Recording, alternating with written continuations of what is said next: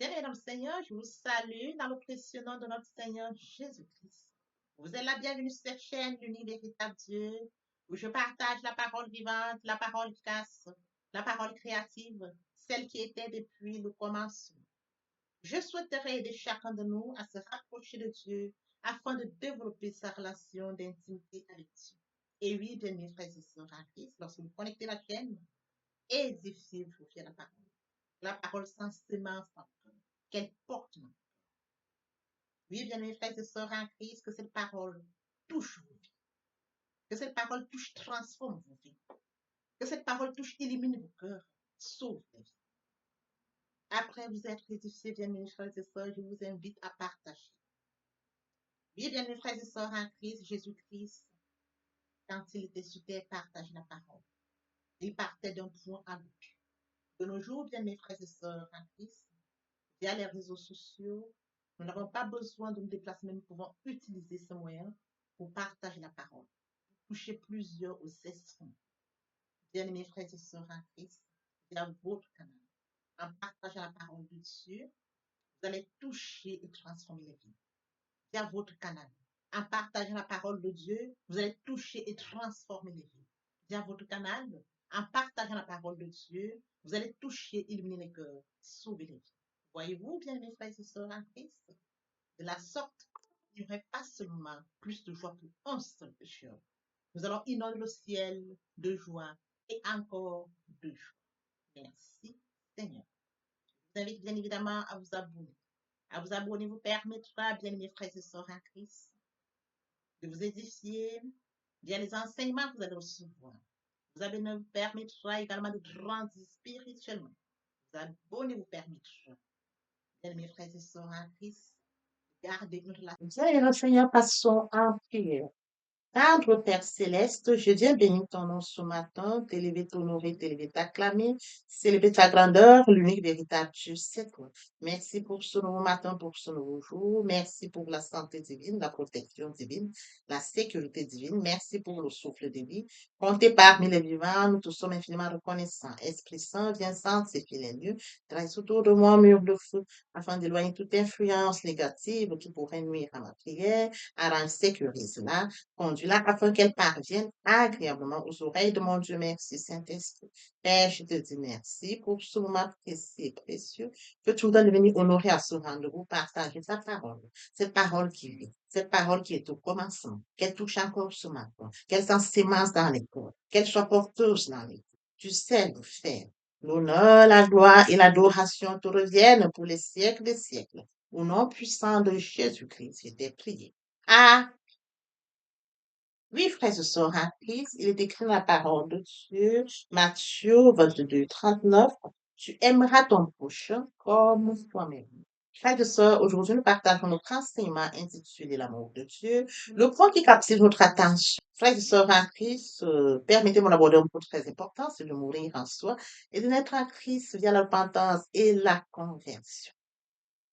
Il est écrit dans la parole de Dieu, mon peuple périt faute de connaissance. Le manque de connaissance conduit le peuple de Dieu à la perdition. Je vous prie de vous joindre à moi. Nous partageons la parole les atteindra. Ils reviendront à leur premier amour. Ils reviendront au Père. Ils reviendront à la source. Via votre canal, ils vont se repentir et se convertir. De la sorte, nous allons inonder le ciel de joie et encore de joie. Je consacre la deuxième partie de mon enseignement à cela, où j'apporte plus de détails pour ce qui est de la repentance et la conversion. Je vais suivre la prière. La troisième partie fait suite à la deuxième. Les questions de la nouvelle vie. Les choses anciennes sont passées, voici toutes choses sont devenues nouvelles. Oui, frères et sœurs en Christ, je suis le pain de vie, celui qui vient à moi n'aura jamais faim, celui qui croit en moi n'aura jamais soif. Venons à notre enseignement de ce matin. Commence sur la Matthieu 22, frères et sœurs 39. Tu aimeras ton prochain comme toi-même. Alors, l'intitulé de notre enseignement ce matin, frères et sœurs en Christ, l'amour de Dieu, le point qui captive notre attention. Ce matin, tu aimeras ton prochain comme toi-même.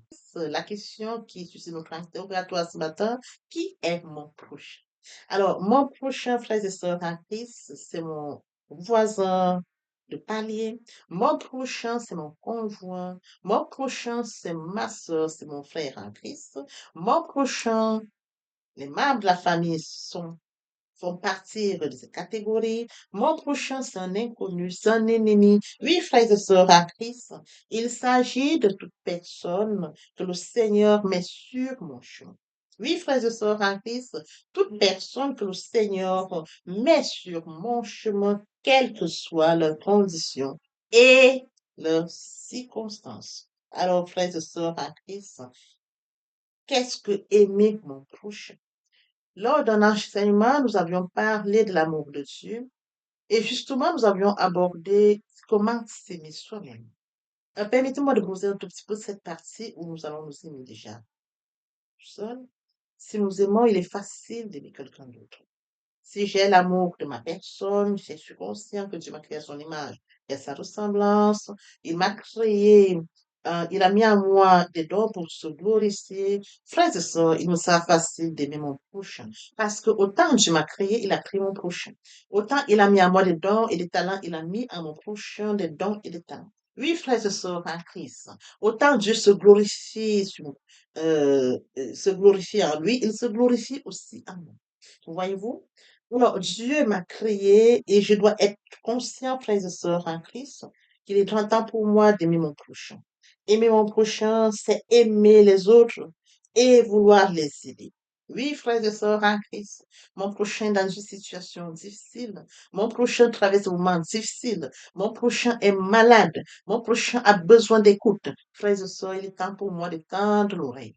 Oui, frères et sœurs, tu aimeras l'Éternel, ton Dieu, de tout ton cœur, de toute ton âme, de toute ta pensée. C'est le premier et le plus grand commandement. Et voici le second qui lui est semblable. Tu aimeras ton prochain comme toi-même. Si mon prochain a besoin d'un conseil, je tends l'oreille et je lui apporte conseil. Si mon prochain est dans une situation difficile, oui, frères et sœurs en Christ, Dieu m'utilise pour que je puisse apporter mon aide à mon prochain. Oui, frères et sœurs en Christ, c'est en ça l'amour de Dieu. Si j'ai l'amour de Dieu, si Dieu m'aime, et Dieu dit, tu aimeras ton prochain comme toi-même, à partir du moment où je m'aime, oui, il me sera facile d'aimer mon prochain. Qu'est-ce que aimer son prochain? Être à leur écoute afin de répondre au mieux à leurs besoins.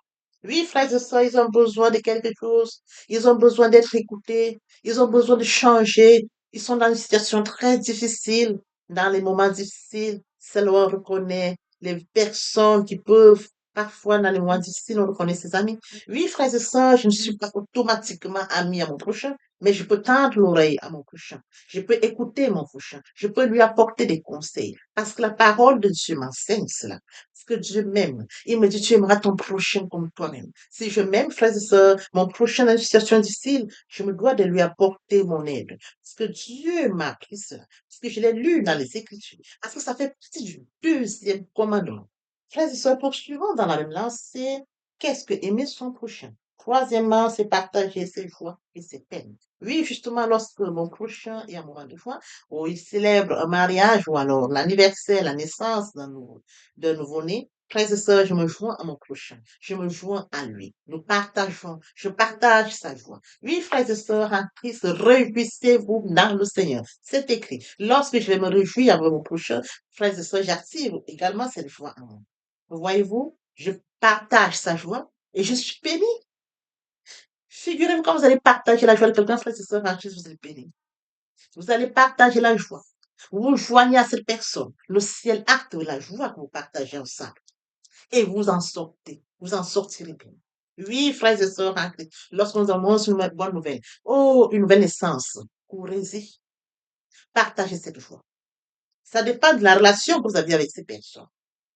Si vous avez une bonne relation avec certaines personnes ou alors s'il y a une distance, vous pouvez manifester votre amour à distance. Oui, frères et sœurs en Christ, on peut aussi manifester l'amour à distance. S'il n'y a pas cette relation où on peut se fréquenter, mais il y a aussi les moyens, frères et sœurs en Christ, pour manifester l'amour à distance. Ça se fait via un message, via une carte. Il y a plusieurs moyens pour manifester son amour à distance. Pour manifester son amour à distance, même en présentiel. Oui, frères et sœurs en Christ. J'aime mon prochain. Si mon prochain est loin de moi, et si mon prochain manifeste une voix à distance, nous ne sommes pas dans le même pays, mon prochain est loin. Je partage sa joie.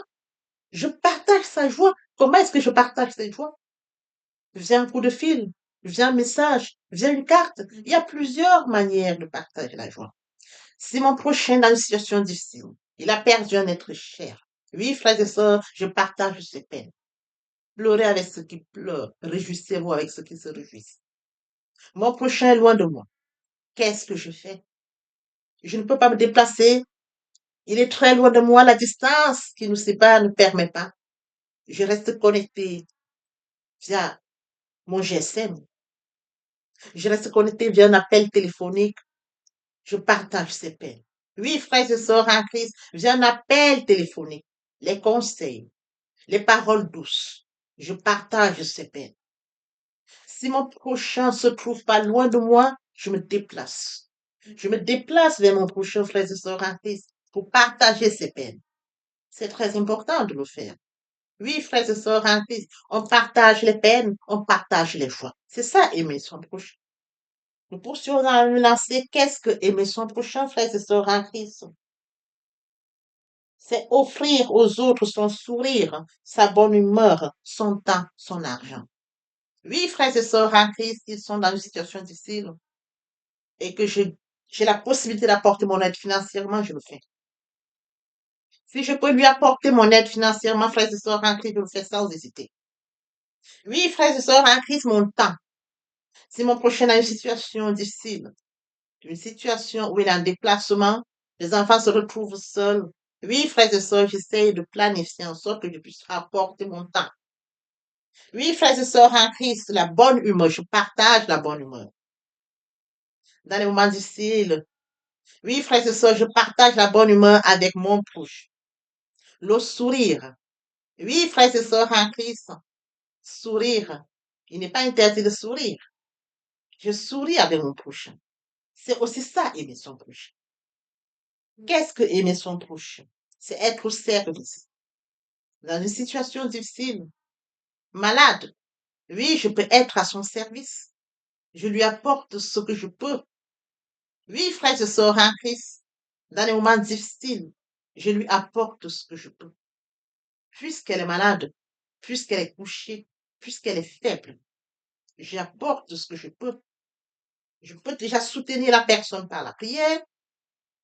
Je peux déjà l'assister, frère et sœurs en Christ, pendant ces moments, les médicaments.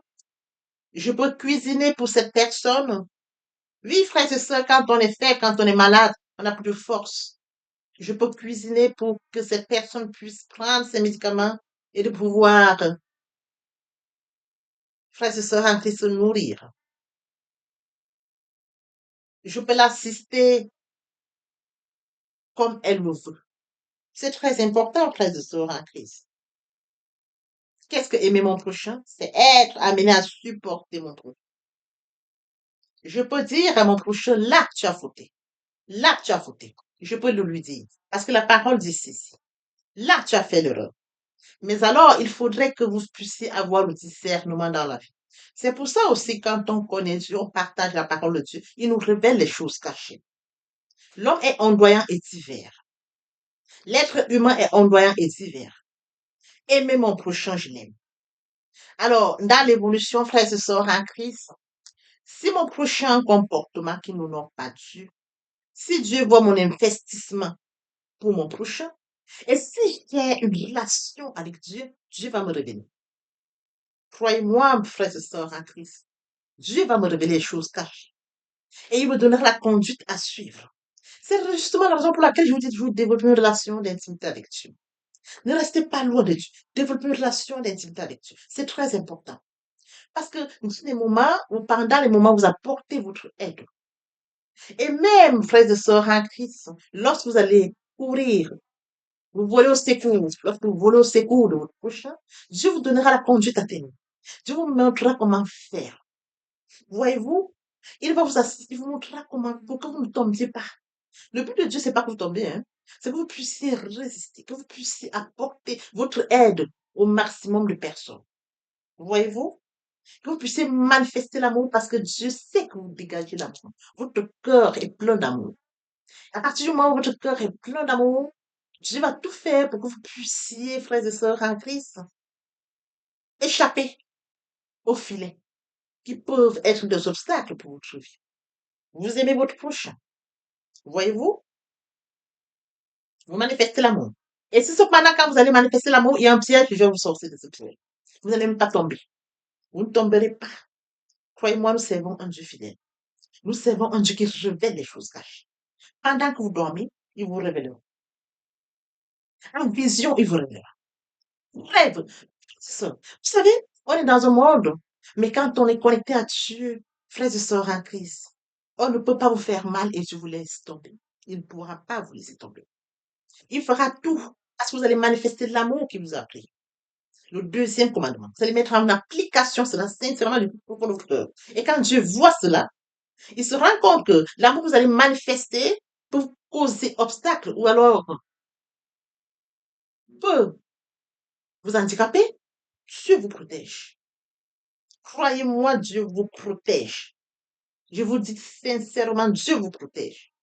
Il n'acceptera pas de vous perdre. Non, il fera tout. Je dis bien pour ceux qui sont connectés. Hein. Comme c'est sincèrement connecté, mon frère, ma soeur. Ils ne pourront pas vous pousser parce que Dieu vous protège. Alors, lorsque nous poursuivons dans la même lancée, frères et sœurs en Christ, il est écrit dans Proverbe 17:5, c'est lui qui se moque du pauvre, outrage celui qui l'a fait. C'est lui qui se réjouit d'un malheur, ne restera pas impur. Le pauvre est une créature faite de Dieu. À partir du moment où j'ai conscience que Dieu m'enseigne, tu aimeras ton prochain comme toi-même. Oui, frères et sœurs en Christ, je ne méprise personne. Je n'insulte personne. Je ne me moque de personne. Parce que Dieu nous a créés tous. Oui, frères et sœurs en Christ, le Seigneur nous apprend à regarder au cœur et non aux apparences. Il nous donne des cœurs purs pour aimer notre prochain et pour nous aimer. Pour aimer notre prochain comme nous nous aimons. Oui, frères et sœurs en Christ, Dieu, c'est à Dieu que nous attaquons lorsque nous allons mépriser le pauvre, lorsque nous allons nous moquer du pauvre, lorsque nous allons nous moquer des faibles. Oui, frères et sœurs en Christ, lorsque nous allons nous moquer de ceux qui sont différents de nous ou des autres en général.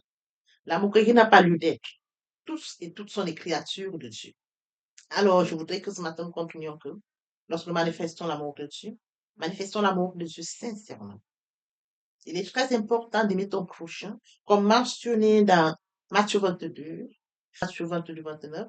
Tu aimeras ton prochain comme toi-même. Papa, je t'aime.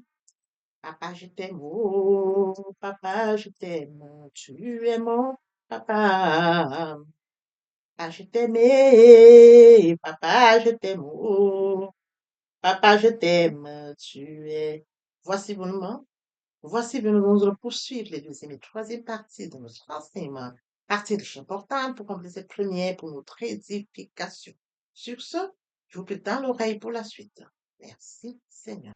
Oui, bien mes frères et sœurs en Christ, il passe de l'âme vivante à l'esprit vivifiant. Il est bien évidemment écrit à Jean 3. Il est bien évidemment écrit dans Jean 3, 8. Le vent souffle où il veut et tu entends le bruit, mais tu ne sais d'où il vient, ni où il va. Il en est ainsi de tout homme qui est né de l'esprit. Bien-aimés frères et sœurs en Christ, lorsque le vent souffle, nous ne pouvons pas voir où il va précisément, d'où il vient précisément. Nous ressentons, bien-aimés frères et sœurs en Christ, après lecture de Jean 3, 8, on nous explique brièvement comment, quand nous sommes nés de nouveau, ça se manifeste. C'est une illustration, bien-aimés frères et sœurs en Christ. Il est bien évidemment écrit au début, le vent souffle où il veut. Et on entend son bruit. Mais nul ne sait où il va, d'où il vient. C'est de la même manière pour tout homme qui est né en esprit. Tout homme qui accepte Jésus-Christ comme Seigneur. Tout homme qui vient vers le Seigneur Jésus-Christ dit, je t'accepte comme Seigneur et Sauveur. Il se laisse guider par le Seigneur Jésus-Christ. Lorsque vous l'acceptez, bien mes frères et sœurs en Christ, votre vie n'est plus sous votre contrôle. C'est lui qui vous guide. Vous n'avez plus le contrôle de votre vie.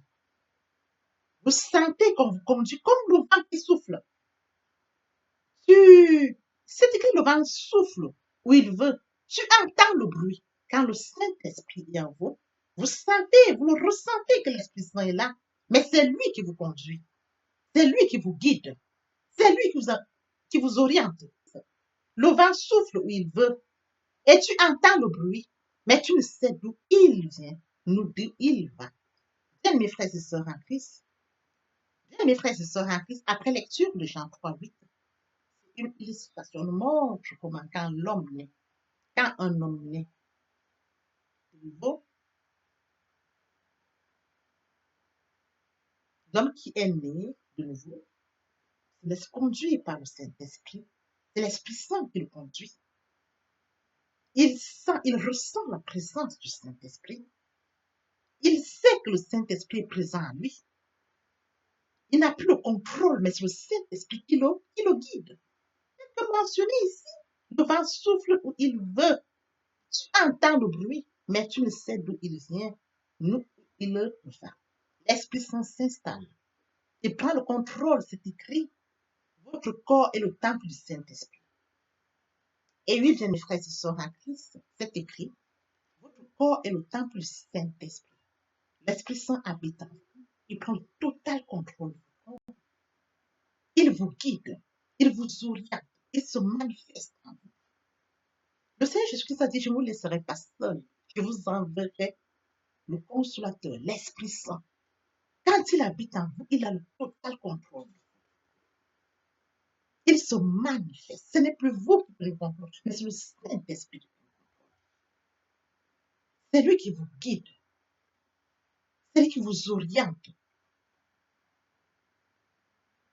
Oui, bien, mes frères et sœurs, en Christ est assis à la droite du Père. Il intercède en notre faveur. Il ne nous a pas laissés seuls. Le Saint-Esprit qui est en nous prend la suite, prend la relève.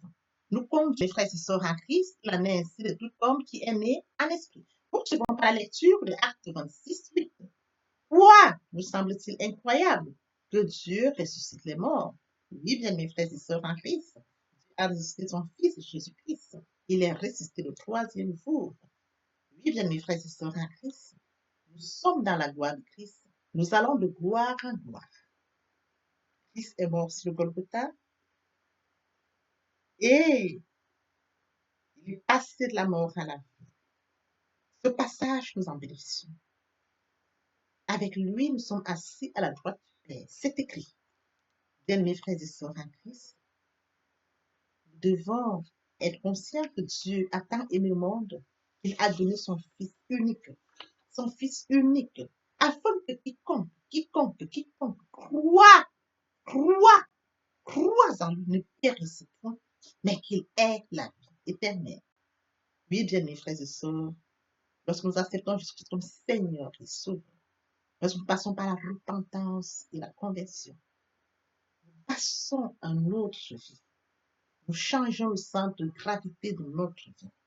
Nous tournons vers notre vie, vers le Seigneur Jésus-Christ. Nous laissons le contrôle de notre vie entre les mains du Seigneur Jésus-Christ. L'Esprit Saint prend le contrôle et se manifeste, tel que mentionné dans Jean 3:8. Le vent souffle où il veut et tu entends le bruit, mais tu ne sais d'où il vient ni d'où il va. Il en est ainsi de tout homme qui est né de l'esprit. Ainsi de tout homme qui est né de l'esprit. L'herbe sèche, la fleur tombe, mais la parole de Dieu demeure éternellement. Papa, je t'aime. Papa, je t'aime. Oh. Papa, je t'aime. Tu es mon papa. Papa, je t'aime. Papa, je t'aime. Oh. Papa, je t'aime. Tu es mon bien-aimé et mon Dieu. Et mon Dieu. Et mon Dieu. Oui, bien, mes frères et sœurs en Christ, le moment est venu pour nous de poursuivre avec les deuxième et troisième parties de notre enseignement.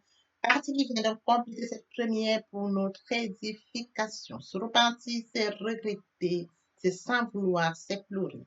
La repentance est un changement d'attitude, se détourner de son mal pour se tourner vers Dieu. Venez, plaidons, dit le Seigneur, si vos péchés sont comme le cramoisi, ils deviendront blancs comme la neige. S'ils sont comme la pourpre, ils deviendront comme la laine.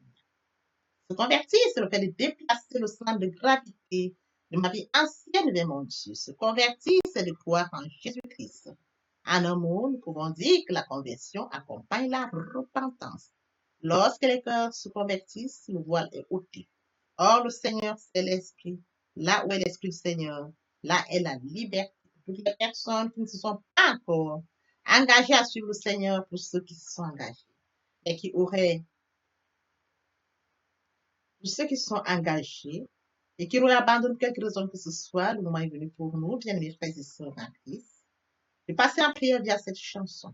Miséricorde insondable, Dieu peut-il tout pardonner?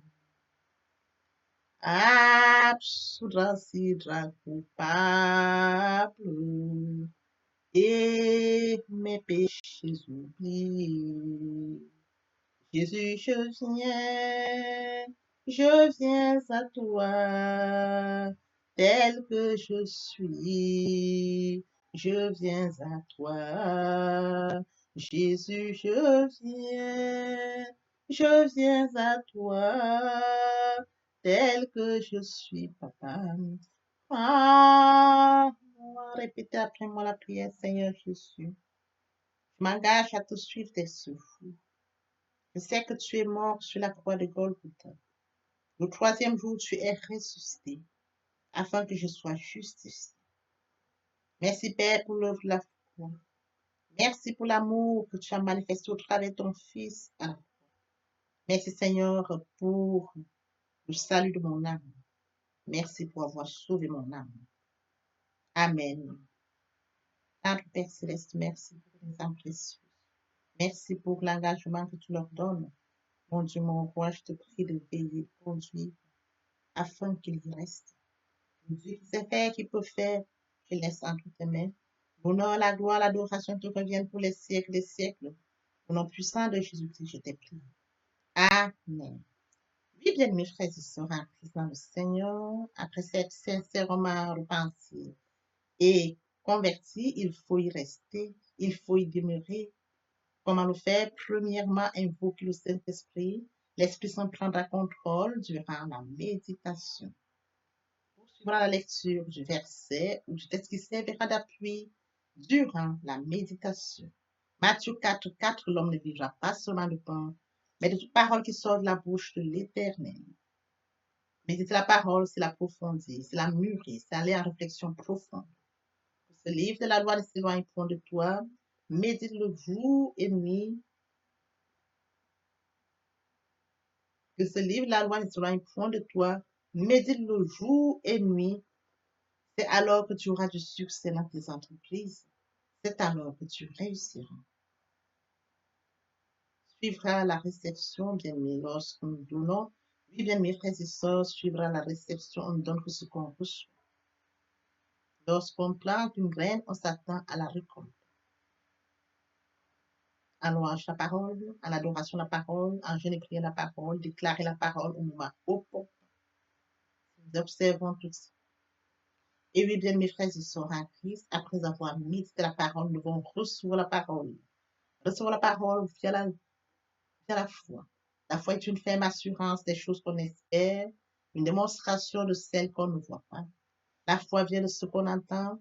Ce qu'on entend vient de la parole de Dieu, de par conséquent. La foi vient de la parole de Dieu. Recevoir la parole via l'obéissance. L'obéissance veut mieux que le sacrifice. Et l'observation de sa parole veut mieux que la rébellion. Après cela, bien aimé, il faut mettre en pratique la parole. On donne tout ce qu'on reçoit. Et oui, bien mes frères et sœurs en Christ, lorsqu'on plante une graine, on s'attend à la récolter. Et oui, bien mes frères et sœurs en Christ, lorsque nous plantons, nous attendons une récolte. En louange la parole, l'adoration la parole. Et oui, bien mes frères et sœurs en Christ, en louange la parole, à l'adoration la parole, en jeûne et prière la parole, déclarer la parole au moment opportun.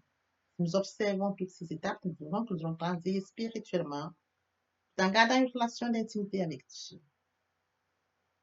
Que l'Éternel Dieu vous bénisse ainsi vos familles respectives. À très bientôt. Amen.